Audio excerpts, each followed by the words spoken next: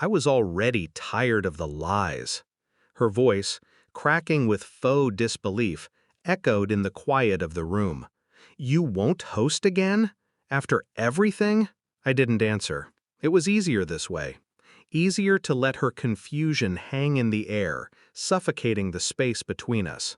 My wife stood behind her sister, hands clenched into fists at her sides, eyes narrowed. "God, you're cold." The words tasted bitter as they left her lips. I smiled, unfazed. "Trust me," I said, voice soft but steady. "I care." And then I pressed play.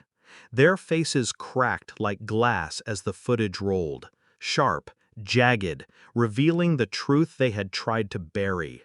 I hadn't expected it to hit me this way. Not like this, but it did. I sat at the kitchen table, mind drifting. There had been a moment, one quiet, fleeting moment when it all clicked.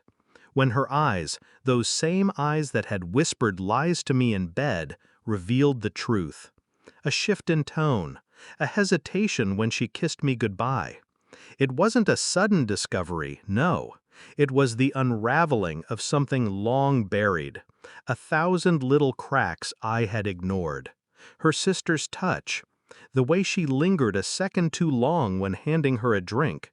The nights I'd come home late, finding them too close. The signs were all there. My mind had pieced them together slowly, methodically, but I needed proof. So I started investigating.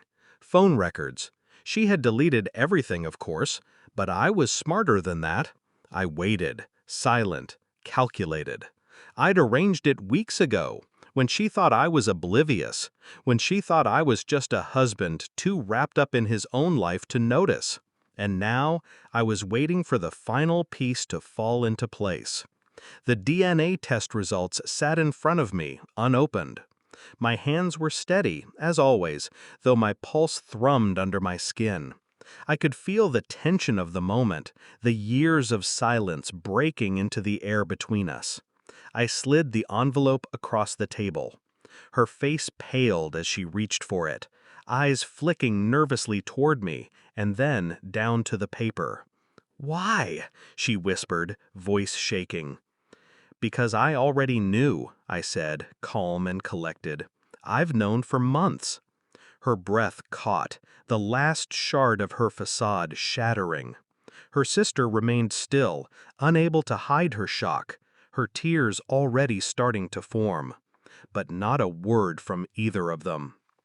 She glanced at the test results again, the lie unraveling with every second that passed. And I saw it. The guilt in her eyes, the realization that there was no escape now. It wasn't about confrontation, not anymore. I didn't need the screaming, the accusations. I didn't need her to beg for forgiveness. I had no interest in her apologies. I didn't even care about the sister anymore.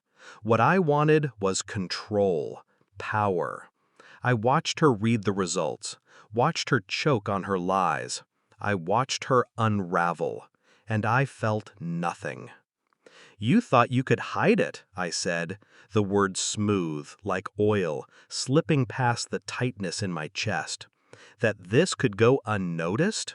Her voice cracked. It didn't mean anything. I leaned back, watching the way she trembled, watching how she struggled for an excuse, anything to make this moment less inevitable. But I wasn't angry, no. Anger was for the weak. Anger was for the ones who didn't understand control.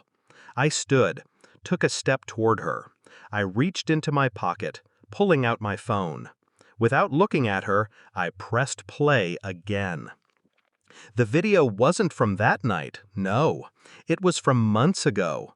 A camera hidden, capturing everything. The touch, the whispers, the betrayal. The sister, her sister, had been more than just an accomplice, and now she had no choice to hear it.